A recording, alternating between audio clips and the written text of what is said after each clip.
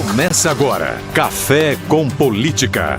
Uma realização 96 FM e Jornal da Cidade. Seja muito bem-vindo à edição número 146 do Café com Política, que tem oferecimento de Brambila, acreditando no futuro. Eu sou o economista Reinaldo Cafeu e aqui ao meu lado o jornalista João Jabur. João Jabur, bom dia, bem-vindo.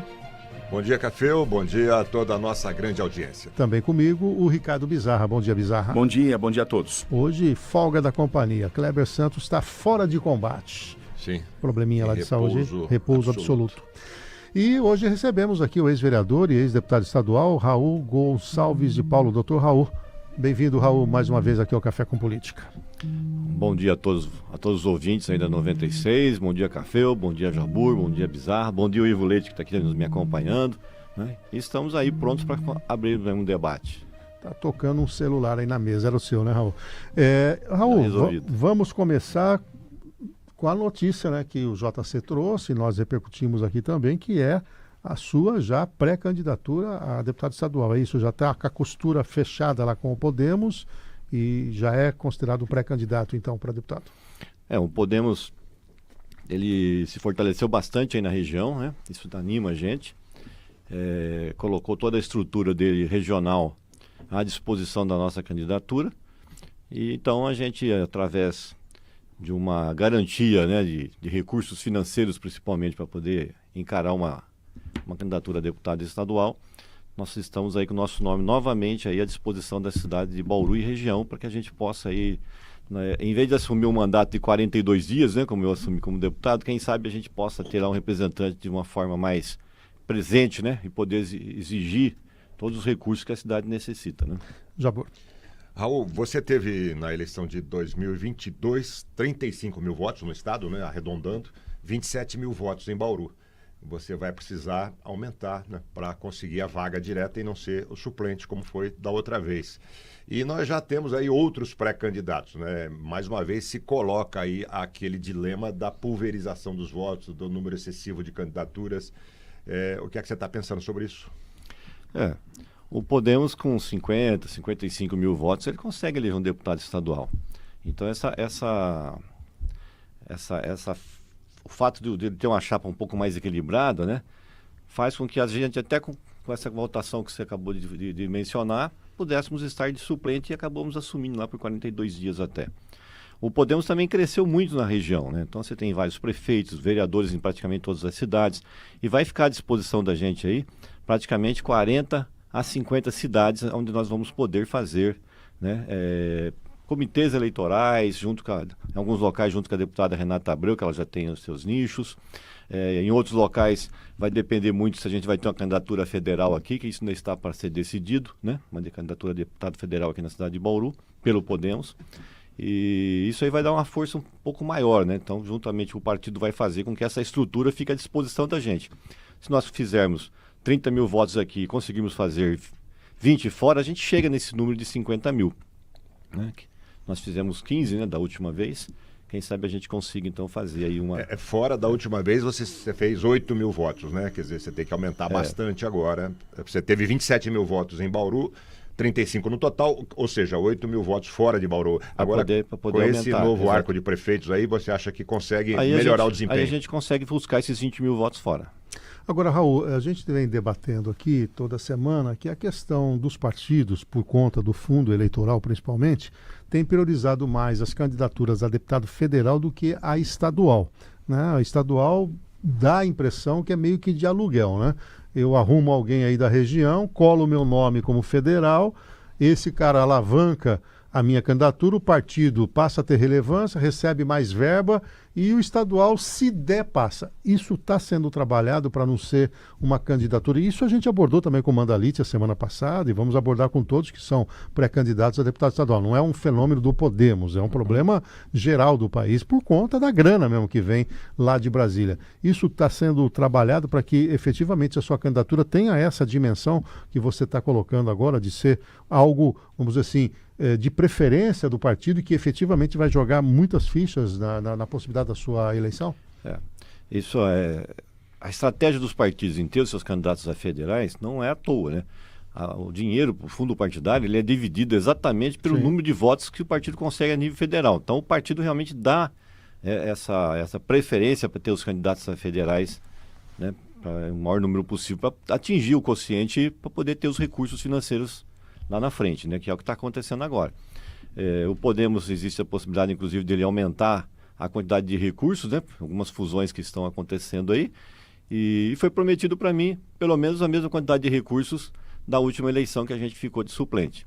Então, se nós tivermos essa possibilidade, juntamente com o crescimento do Podemos que aconteceu na região, nós podemos buscar, sim, esses 20 mil votos fora. E aí a gente aqui em Bauru poder ter até um pouco mais do que os 30 mil, né? Se a gente for ver, é possível que na cidade de Bauru você tenha pelo menos 2 estaduais e 2 federais, né? Se a cidade pudesse trabalhar, né, uma composição um pouquinho maior com isso. Mas eu acho que só tem uma pessoa que poderia trabalhar uma composição dessa, que seria a prefeita da cidade, né? Porque ela está com vários partidos em volta, se ela conseguisse chamar todo esse povo lá, falar, aqui tem que sair só 4 candidatos, gente, senão a gente não elege os representantes da cidade. Isso seria uma possibilidade. Caso contrário, vai cair no que o Café falou, né?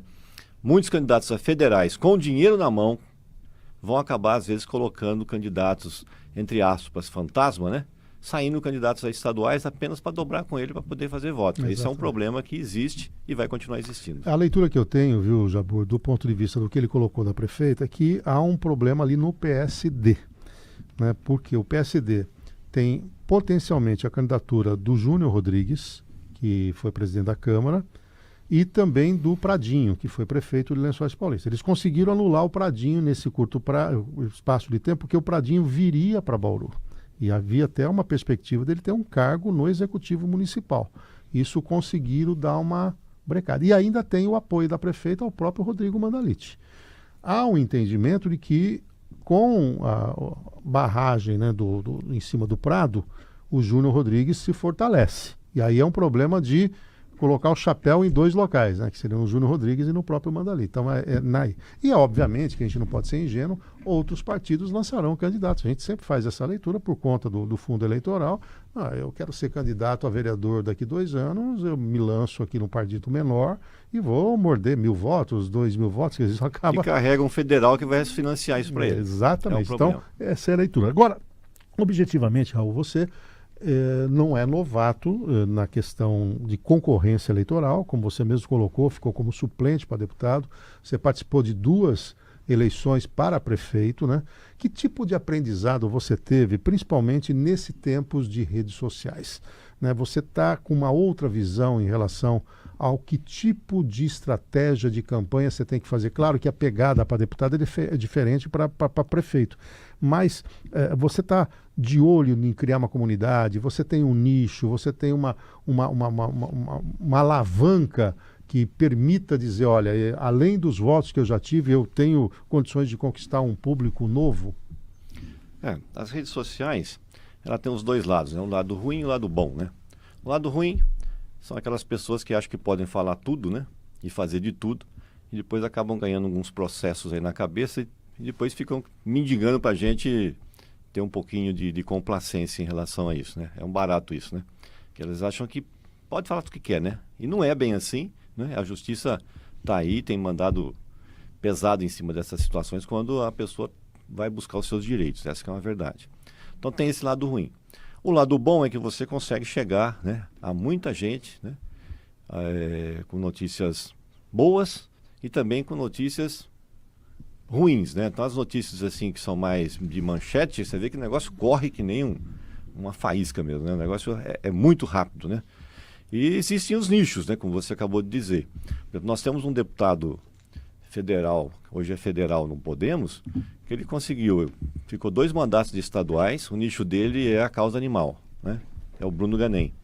Mas ele se elegeu 2 vezes estaduais, ele saiu de estadual, foi para federal, elegeu a mãe dele, né? E ele para federal, e mais ainda, um outro candidato na cidade dele, que a mãe dele nem fez campanha onde estava, somente utilizando redes estaduais. Então é um nicho que as pessoas acompanham ali, né? A causa animal ali, ele conseguiu estar dentro desse nicho e realmente é uma coisa que tem que ser pensada de uma forma um pouco mais profissional, né? E faz a diferença.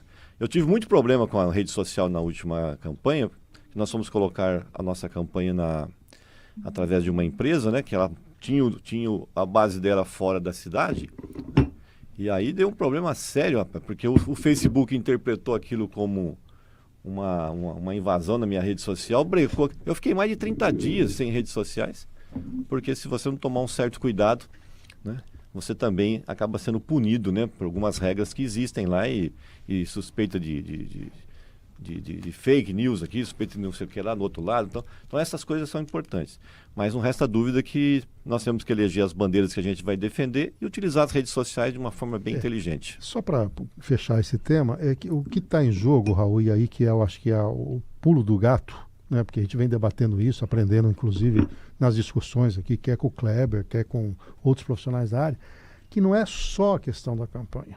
É a criação da comunidade de interesse. Exato. Então, eu estou vendo aqui, o seu Facebook, você tem 23 mil seguidores. Né? Não sei quanto você tem no Instagram, nesse você usa, o TikTok ou outras redes sociais, LinkedIn. Né? Mas o que está em jogo é um posicionamento, e inclusive eu fui crítico em relação à tua postura durante a campanha para prefeito, porque a cidade estava empolvorosa, discutindo, por exemplo, a concessão do esgoto, e você não tinha o seu posicionamento claro. E você tinha um canal que não é somente nos meios de comunicação tradicional.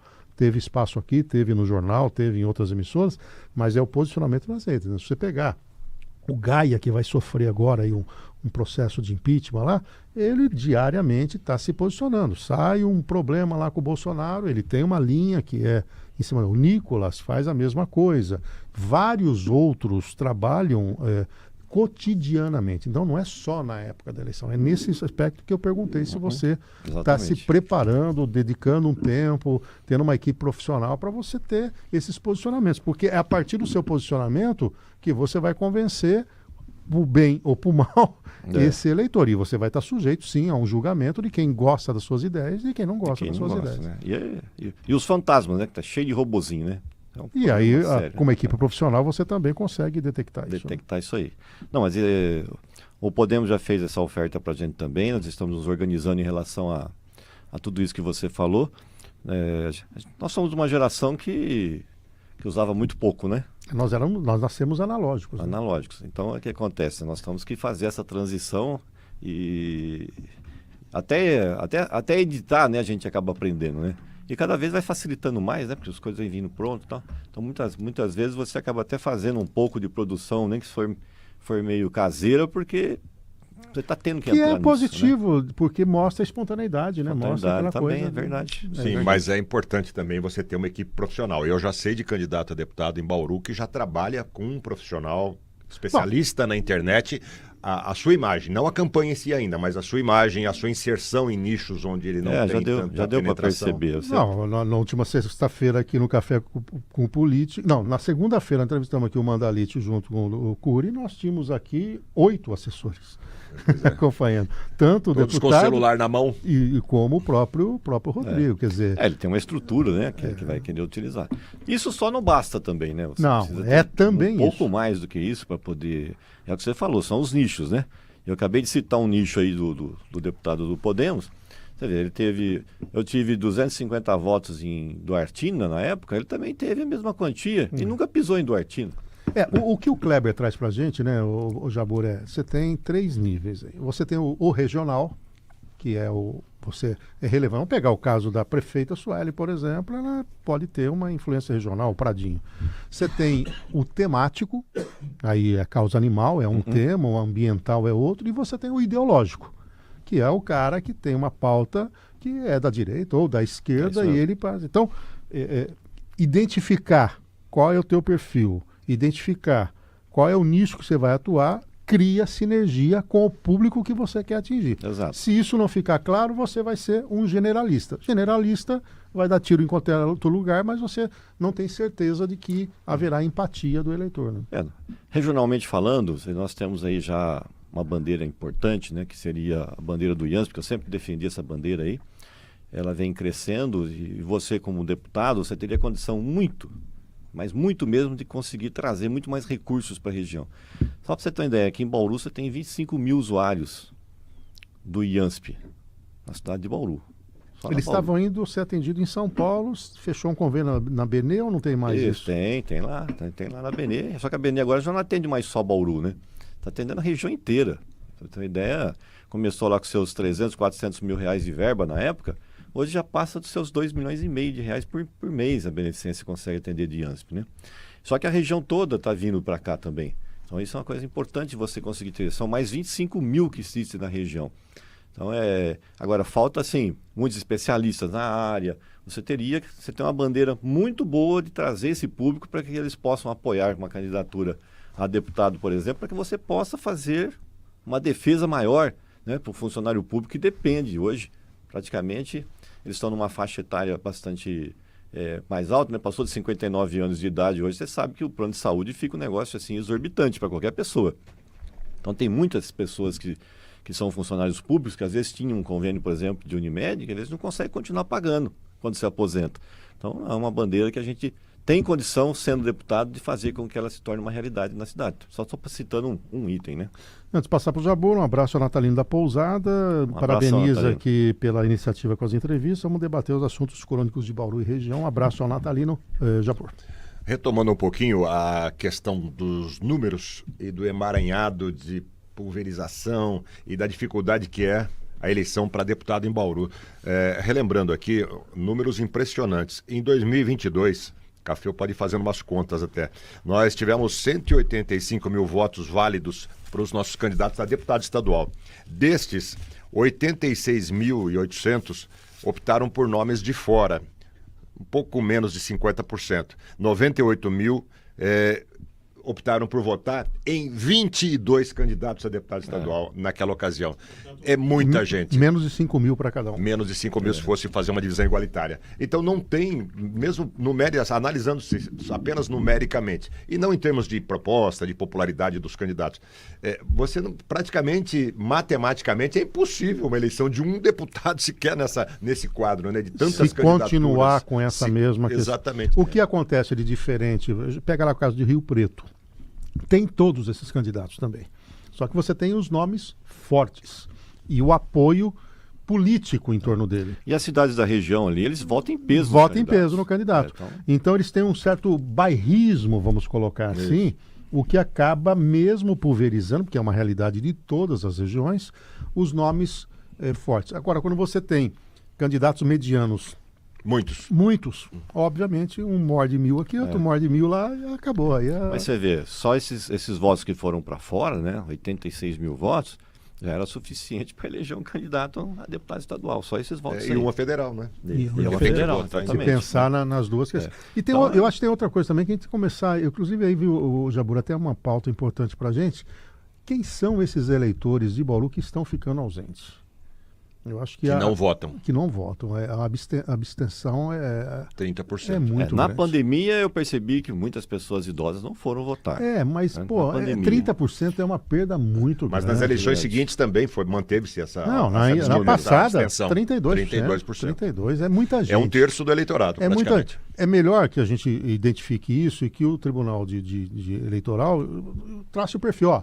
Trata-se de 90% de gente que está acima de 80 anos, não quer mais votar, 20% é jovem de 16 a 18 e o resto... Entendeu? Porque a gente fica trabalhando com esses 200 e tantos mil eleitores, quando na prática é 190 mil, né? 190 mil. Aptos a votar são 282. Aí vai 180, 190.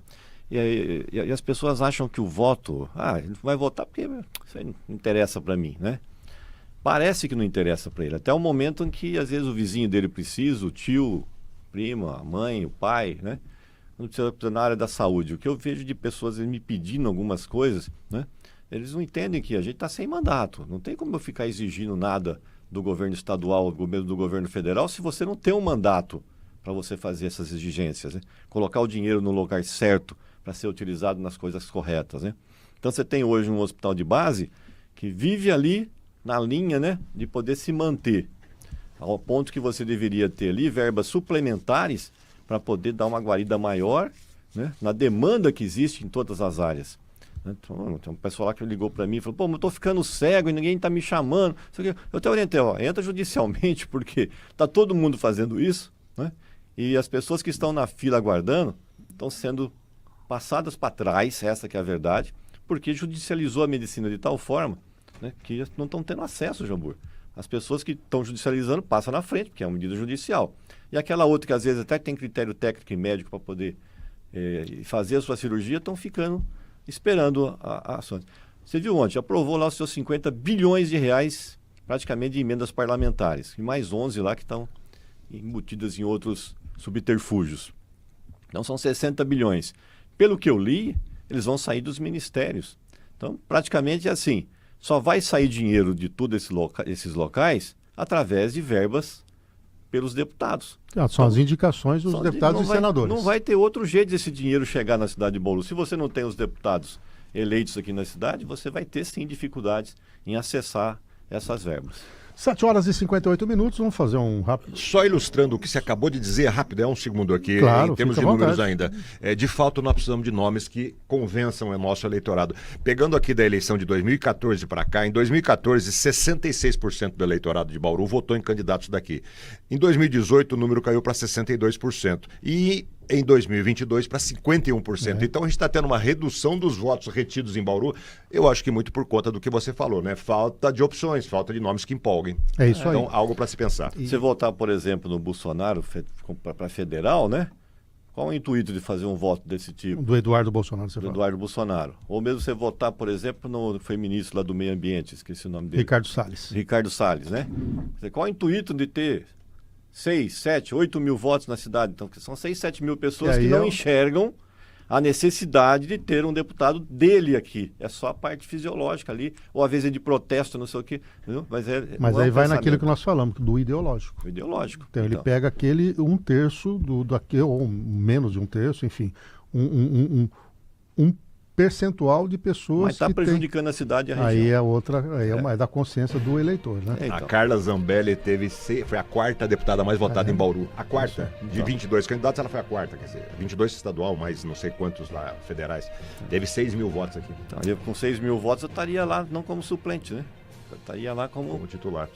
Então, é assim. Apesar que ela foi para federal. Né? Ela é federal. Dizendo só assim, esses números de deputados, como faz diferença, né? Os números Por de isso que tem que ter uma reforma política para ter, quem sabe, o voto distrital, né? Aí você teria o candidato nativo, né? Da região, e aí você deixa os emblemáticos, os nacionais. A Renata Abreu tentou colocar isso em prática, mas não é fácil, não. Não é fácil, mesmo porque... misto. Quem aprova é quem está lá. É quem está lá, fica difícil. E o voto distrital não interessa para os caciques, né? Sim. Que tem voto no estado todo. Por exemplo, isso que você está citando esses números todos aí, deixaria de existir aqui. Exatamente. Sim. O cara teria os votos no viés nacional. Isso. E não teria o voto no viés local. Você teria a divisão. E outra coisa que também resolveria boa parte dos problemas é o fundo eleitoral ser dividido de maneira equânime com os candidatos. Isso seria ótimo. Aí o que ia acontecer? Os partidos fariam uma seleção melhor, teria menos candidatos para que cada um tivesse uma fatia maior do fundo eleitoral. Essa figura aí não, candidato... eu pego o medalhão, eu canalizo 80% da verba para ele. Essa figura do candidato fantasma, como você citou logo no começo, né, para dobrar com o federal, ia deixar de existir. Porque, exatamente. Foi aí uma reforma política. Esse é o Café com Política, que tem oferecimento de Brambila, acreditando no futuro. É nosso encontro semanal aqui para discutir a política local, nacional, internacional, por que não, estadual. Aqui na bancada, o João Jabur, também o Ricardo Bizarra, e eu sou o economista Reinaldo Café, e hoje recebemos o ex-vereador, ex-deputado estadual, doutor Raul. O Raul, você falou da área da saúde, mas qual a sua leitura da região do ponto de vista do seu desenvolvimento? O que você tem de leitura que a nossa região precisa de um bom representante para atrair mais crescimento, mais desenvolvimento econômico, geração mais de emprego, de riqueza, coisa que nós estamos observando em outras regiões. A gente citou aqui a São José do Rio Preto e outras regiões, elas estão muito mais prósperas. E lembrando que num passado não muito distante, elas eram ou pareias até inferiores, né? Principalmente Rio Preto, à cidade de Bauru. Claro que ela tem mais idade do que Bauru, mas ela deu um salto nos últimos anos. Qual a tua leitura sobre esse modal econômico do nosso entorno aqui? Hoje nós temos Você falou no modal econômico, mas olha só. Nós temos aqui um entroncamento praticamente, que é um dos melhores que existe a nível Brasil, né? Tanto férreo, né, da linha férrea, quanto da parte de rodovias, e poderia também suplementar aí a parte do aeroporto. E mais a hidrovia também. E aí, junto com a hidrovia que está aqui, Pederneiras e nós aqui, praticamente, né, estamos juntos, né? Então, essa bandeira que existe aqui na nossa região poderia, sim, transformar isso num grande polo, né? Mais do que ele já é, né? Só para você ter uma ideia, ali onde você tinha ali a antiga CESP, a arrecadação de ICMS daquela região ali passou dos seus 100 milhões, só do pouco de empresas que se instalaram ali. Você imagina se você hipertrofiasse isso um pouco em relação a você criar facilidades para isso, né? O Mercado Livre veio, né? Você veio outras empresas de grande porte. Por quê? Porque se você tem todo um internodal desse tipo, você vai fazer com que isso se transforme numa realidade para quem está querendo fazer o escoamento da sua produção. Eu me lembro que eu fui até Duartina, o pessoal estava produzindo limão em algumas fazendas aí próximas. Só que as rodovias estavam ruins. Então, aquelas vicinais, né, um deputado pode muito bem atuar para que você tenha um escoamento maior e melhor para uma situação desse tipo. Você pega ali no Santa Maria, né, aquele trecho de 4 quilômetros, nós demos até entrada lá no Ministério da Agricultura, mas as crianças às vezes não conseguem ir para a escola. Quem está numa produção ali, tem uma produção tem um hortifruti granjeiro ali, uma produção de verduras e outras coisas de uma importância muito grande para Bauru e região. Você precisa de apenas 4 quilômetros de rodovia. O deputado pode muito bem fazer com que isso se transforme, nem que for com as suas emendas parlamentares impositivas, né? E tem outras situações onde você tem condição de trazer, por exemplo, a área da saúde, né? As pessoas não têm noção como a área da saúde traz verbas para uma região. Porque a partir do momento que você consegue credenciar um serviço para fazer exames complementares, atendimentos médicos, é verba que suplanta 4, 5 deputados em relação a emendas parlamentares. Mas você tem que ter gente buscando essas verbas, né? Então você tem hoje, pega um hospital de base. No meu entendimento, o hospital de base poderia produzir muito mais cirurgias, mas ele precisaria de uma suplementação financeira, não só com o orçamento que ele está lá. Ele está cumprindo o papel dele, de atender urgência e emergência. Mas ele teria condição de fazer mais cirurgias de vesícula? Claro que tem, se você colocar um pouco mais de verba ali, conseguir um credenciamento maior. A hora que você faz isso, você cria um dinheiro federal vindo através do Estado, né, através dos convênios, para que esse dinheiro fique na cidade. Eu chamo isso de dinheiro quente, Café, porque o dinheiro vem, ele fica, ele vai circular esse dinheiro. Sim. E ao mesmo tempo a população recebe o serviço prestado. Então o deputado tem condição de atuar nos mais diferentes âmbitos. Né? Os próprios distritos, né? Você pega o distrito 5, né, que o pessoal era contra, a gente ficou defendendo isso aqui, não saiu do papel até hoje, né? Tá lá, coisa parada novamente, né? Mesma coisa. Você quer fazer, por exemplo, um hospital novo na cidade, ao ponto que você já tem um hospital pronto, onde você tem condição de criar mais 100 leitos ali, através do quê? De suplementação de verbas, né? Então o deputado tem condição de fazer com que isso seja uma realidade, né? E a cidade ganha com isso, né? 1, 2, 3, 4 deputados eleitos, faz com que a cidade cresça. Esse período que você citou, São José do Rio Preto, chegou um período que eles tinham 12 deputados naquela região. 12. Então, é muito importante que você tenha os seus representantes, porque na hora de sentar na mesa, você não traz nenhuma fatia de bolo se você não tiver o seu representante lá. Aqui, registrando a audiência dos vereadores Milton Sardim, do Arnaldo Ribeiro, entre outros, com certeza, entre outros vereadores que acompanham sempre esse debate do Café com Política. E uma pergunta aqui de um ouvinte internauta, o Adriano, fisioterapeuta. Poderia fazer uma pergunta para o Dr. Raul? A assessoria eleitoral da campanha dele é formada por qual classe social? Uma pergunta diferente. Existem membros da periferia? Lembro que o Dr. Pedro Tobias fazia isso, ele pegava cidadãos da periferia para compor o seu comitê eleitoral. É a pergunta do Adriano. Nós não montamos nada nesse sentido ainda, né? Mas ele tem toda a razão, né? Você tem que realmente ter esse braço, né? Um pouco mais da periferia, e os membros que estão nos seus mais diferentes nichos, eles têm condição sim de levar o seu nome, de levar o convencimento de pessoas que às vezes só ouviu falar de você, mas não te conhece de forma pessoal. Então uma pessoa de lá, desse público, né, consegue fazer com que fale, eu conheço a pessoa, essa pessoa é de gente do bem, ele vai ter condição de te ajudar nesse ponto. É diferente de você falar aqui no microfone e uma pessoa, um representante dos mais diferentes nichos aqui da cidade, poder levar esse tipo de informação. Isso ajuda muito. Agora, Raul, na sua estratégia, você tem também pensado em identificar essas demandas, né? Por exemplo, eu vejo que a solução para o lixo é uma solução regional, né? Você não precisa necessariamente ter uma solução, por exemplo, de uma usina de lixo, né? A gente sempre cita aqui o Jair Manfrinato, encontrei com ele, inclusive, recentemente, falei, o que está fazendo, Jair? Aposentei, né? Mas o Jair Manfrinato, na década de 1990, lá na Unesp, já tinha um projeto de usina de tratamento de lixo, né? O próprio Segala lembra isso com muita frequência, né?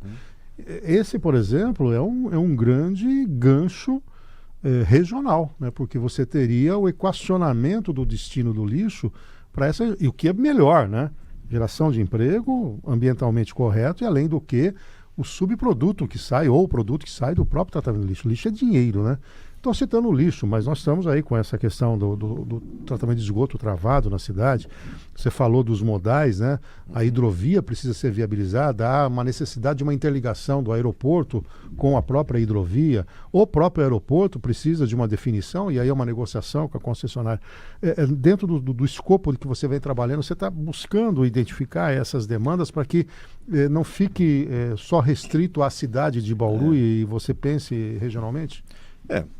Essas coisas já foram identificadas, já foram bandeiras minhas no passado, né? Mas parece que entra no ouvido de alguém e sai por outro, porque quando você não tem mandato, o pessoal fala, político sem mandato é que nem leão sem dente, né? Não resta dúvida, né? Que você não consegue fazer isso andar se você não está lá com a caneta na mão, se você não tem... O seu voto é tão importante ao ponto que o governador ele senta com você a todo momento para conversar. Mas você pega, por exemplo, o aeroporto. As pessoas chegam para mim e falam assim, ó, se aumentar mais 600 metros, ele se transforma num aeroporto de cargas. Ou os outros chegam e falam, mas se aumentar a espessura em 15 centímetros, é suficiente para fazer isso. Quer dizer, aonde que a gente vai buscar realmente a informação correta de transformar isso numa realidade? Então, esses são fatos, né? Falta muito pouco. Se for só isso, falta muito pouco, a ponto do próprio município poder auxiliar, porque seria uma bandeira e um marco totalmente diferente para a cidade e para a região. Isso é uma verdade, né? Se você pegar, por exemplo, outros nichos, né? Você teria condição, por exemplo, usina de lixo. Eu estava de vereador quando eu puxei essa discussão. Cheguei a marcar audiências públicas. Eu trouxe, inclusive, um indivíduo que falava que ele era representante da Refisol, uma coisa assim. Seria uma empresa alemã que ela tinha as usinas de lixo funcionando na Alemanha. Eu falei, gente, vamos até lá, vamos ver isso funcionando, né? E transformar isso numa realidade. Porque realmente muda tudo, né? Você produz energia, você transforma o lixo em adubo, você tem condição de fazer a parte da reciclagem. Então, é uma realidade. A hora que você vai buscar, né, esses representantes, eu falei, aonde tem uma no Brasil funcionando? Eu já não encontrei, Jabor. Uma funcionando para valer mesmo. Tinha, assim, uma ou outra fazendo separação de lixo. Mas funcionando enquanto usina para produzir energia, produzindo todo aquilo lá, não tinha. Não tinha. Então nós precisamos fazer o quê? Vamos buscar fora esse conhecimento. Se você for até a Alemanha lá, que é referência nisso, conversar com essas empresas, tenho certeza que você consegue, dando todo o know-how que eles precisam para transformar isso numa realidade, você põe uma usina aqui. Praticamente a custo zero. Porque eles vão a troco do quê? Eles querem produzir energia através do gás, né? É o produto que sai dali. O produto que sai dali, entendeu? Então isso é uma coisa que tem que ser feita. Agora existem forças políticas, né, escusas, né, por trás disso, porque tem muita gente que tem interesse no contrário, né? Ó, vamos continuar do jeito que está, que para nosso negócio está bom. Mas você com mandato, isso poderia estar... Muda totalmente, muda totalmente, né? O Edmur Lima, né, que foi meu colega, inclusive, lá na Friar, lá da década de 80, né, tá nos ouvindo. Parabéns aqui pelo programa, excelente entrevista com o Dr. Raul. Um abraço para o Edmur aí.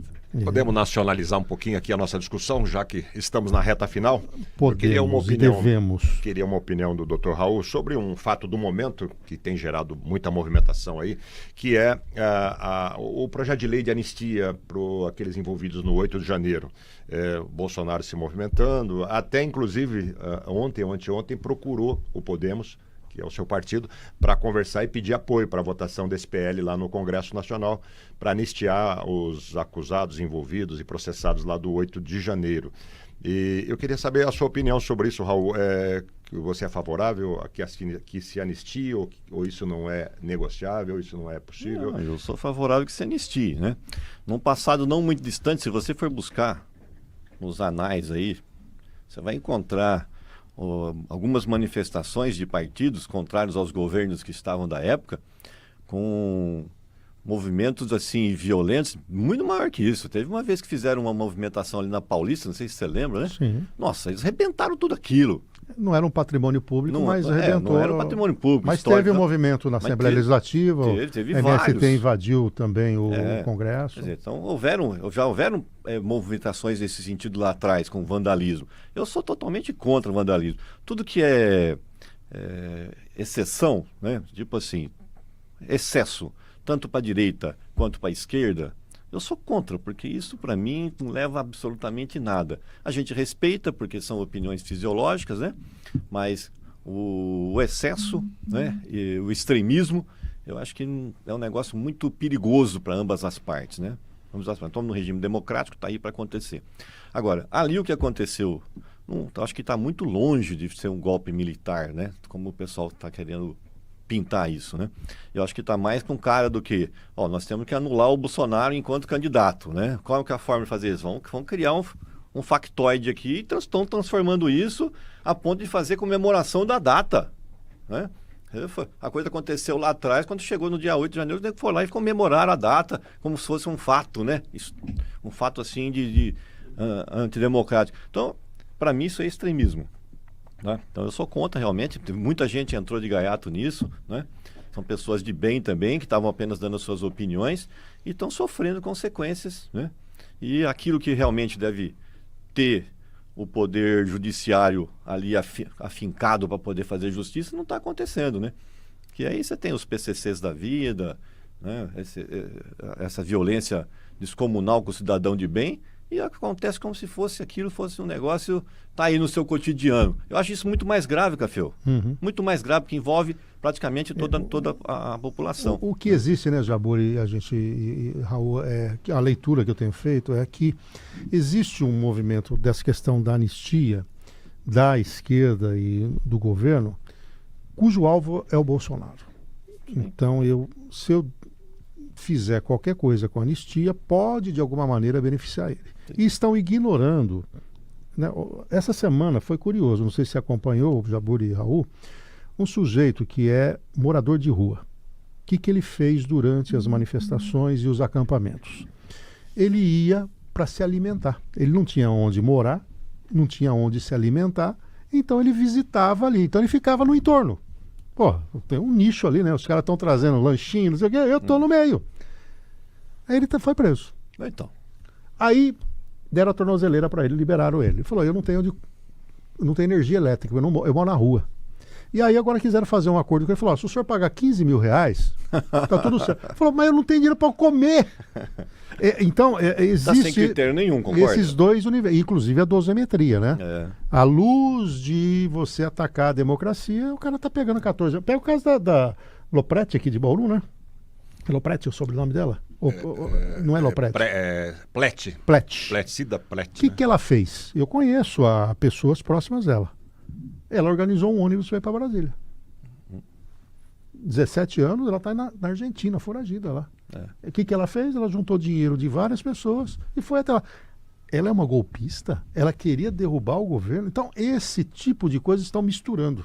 E só para trazer uma outra notícia, o PL falou ontem, a liderança, inclusive está repercutindo muito mal para na imprensa nacional, que vai bloquear a agenda, vai travar a agenda se o projeto de anistia, quando o Hugo Mota voltar agora do Japão, não for colocado em pauta. Então, tem que separar aí o ataque, a tentativa contra o Bolsonaro dessas pessoas, né? Então essa anistia viria, na minha visão, para essas muita energia canalizada para uma coisa que tem um outro intuito, que é o que você falou aí, é segurar um candidato fortíssimo, que seria o Bolsonaro para a próxima eleição. E cada vez que sai uma pesquisa que ele está bem, e é pior ainda, né? Agora, na tua leitura, você acha que... Aí você vê lá um helicóptero sendo alvejado, né? Ali as mídias sociais trouxeram ontem, né? O helicóptero sendo alvejado. O copiloto recebeu um tiro, inclusive. Levou um tiro na cabeça lá o copiloto, né? Agora, às vezes, essas pessoas estão lá em cima, filmam os bandidos, né? Todos armados ali. Tá ali na mira, né? E não podem fazer absolutamente nada, né? A população fica realmente descrente. Né? Se eu estou com você na mira, você está com um fuzil na mão, que direitos humanos você tem frente a uma sociedade que está organizada de forma diferente? Entendeu? Então, essas coisas que deveria ter uma discussão um pouquinho mais assuntosa, entendeu? Isso aí que mereceria um 8 de janeiro realmente, né? Mas caiu agora numa pauta que é meio que de birra, ainda mais agora com o Eduardo Bolsonaro esticando a corda no exterior e tudo mais, a coisa... Tá na cara que o Eduardo Bolsonaro está sendo preparado, né, para ser o candidato. Isso aí os caras estão preservando ele, né? Vamos colocar ali para preservar. Eu estou percebendo que já tem uma pauta para colocar o Alexandre de Moraes na mira também dos americanos lá, em termos de fazer algumas composições. Eles vão usar uma lei que existe lá, que é quem comete crime, né, contrariando a emenda número 1 lá, né, e ele é proibido de ir para lá, então seria um tipo de retaliação. Então. Mas vai dar ibope, né? Os caras estão fazendo uma coisa para dar ibope para o Eduardo ficar ali como um possível candidato ali na frente. Os outros filhos sumiram, né? Não, o vereador acabou tendo um grande depoimento. Não, lá é o do Sul, Renan. Renan fez ontem uma defesa, chorou inclusive e tudo mais. O Carlos e o Flávio têm se posicionado, mas mais comedidamente. Teve o aniversário do Bolsonaro ontem, ele fez uma live em que eles também se manifestaram, o Eduardo entrou. A família Bolsonaro está sendo efetivamente um alvo aí de disputa. Eu acredito que na próxima eleição de presidente, uma terceira via vai ter uma chance muito grande. Lembrando que também está discutindo no Congresso a redução do tempo de inegibilidade, né? Que é para você sair da ficha suja com tempo menor. São 8 anos, eles querem que isso seja de 2 anos, até para que a memória do... Mas a lei antiga fala depois do cumprimento da sentença. Exatamente, eles querem reduzir esse tempo. Então não é você, eu cometi o crime, foi julgado, ponto. Mas depois que você cumpriu os 8 anos, aí que você tem a elegibilidade contada. Exatamente. Bom, 8h27, Raul, próximos passos seus aí, vai participar da região, vai circular, dedicando um tempo para uma atividade profissional e ao mesmo tempo já preparando a sua campanha como pré-candidato, naturalmente. A atividade profissional consome bastante a gente ainda, né? Eu sou oftalmologista, nós estamos ali na Beneficência Portuguesa ali há mais de 30 anos, então os filhos se formaram médicos, as noras também são médicas. E você sabe como a atividade ela é... Tenho a esposa e filha. Então você sabe como é que funciona o negócio. Né? Não trabalha pouco, né? Trabalha bastante. E isso consome bastante o time da gente, né? O tempo.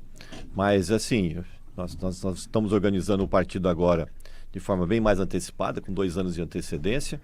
Em tudo isso que você já discutiu, nós também estamos... fazer com que isso se torne uma realidade, uma coisa um pouco mais profissional ali. Com o partido dando essa guarida para a gente, você cria um pouco mais de musculatura para encarar uma candidatura a deputado estadual, porque com esses números todos, essas artimanhas que existem, né, que vão acontecendo, e a população, uma parte dela não consegue ter esse acesso à informação de que é importante o voto dele estar regionalizado, porque isso faz diferença no bolso dele sim, né? E principalmente na hora que ele vai exigir um aparelho da área da saúde, né? Um exame que o IANSP dele aqui na cidade e na região esteja um pouco mais estruturado, né? Que você tem um aeroporto de cargas aqui, porque isso vai diferença, vai criar empregos para todos, né? Então essas coisas todas, o simples voto dele num candidato a deputado na região faz sim a diferença. Então nós vamos ter que fazer com que ele tenha essa consciência, né? Que isso vai fazer diferença lá na frente. Muito bem, nessa jornada teremos novos encontros aí. Doutor Raul, obrigado para você, um bom dia, bom fim de semana. Eu que agradeço o espaço aí.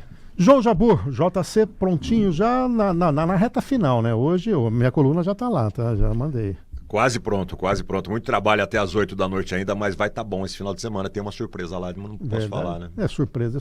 Nem spoiler, nada. Não, é política, vai, o spoiler. Política. Olha só. Mas nem na hora que os microfones forem passar só com a música? Em off ele passa. Tá bom. Muito bem, o Café com Política volta na próxima sexta-feira, às 7h30 da manhã. Você sabe, aquele momento a gente avaliar tudo o que acontece na política nacional, estadual e local. Eu volto amanhã às 7 horas da manhã com Economia 360, 1h30 para a gente falar de economia. Amanhã eu terei aqui o Douglas, que ele é o gerente da Euro 17. Vamos falar de investimento. Aumentou aí a taxa de juros, o que é a opção para você? E claro, também do consignado e muitos temas envolvendo a economia. E na segunda-feira eu volto com o Bizarra no Cidade 360. E o Bizarra anuncia agora a nossa próxima atração. Certo, Bizarra? Muito bem, olha, às 8h30 fechamos aqui mais uma edição do Café com Política. A gente volta na segunda-feira, bem cedinho, às 6 horas da manhã, com mais uma edição do Cidade 360. E a todos uma ótima sexta-feira, um excelente final de semana. Até amanhã, se Deus quiser. Você ouviu Café com Política. Sua dose semanal de informação e opiniões aqui na 96 FM e nas multiplataformas do Jornal da Cidade.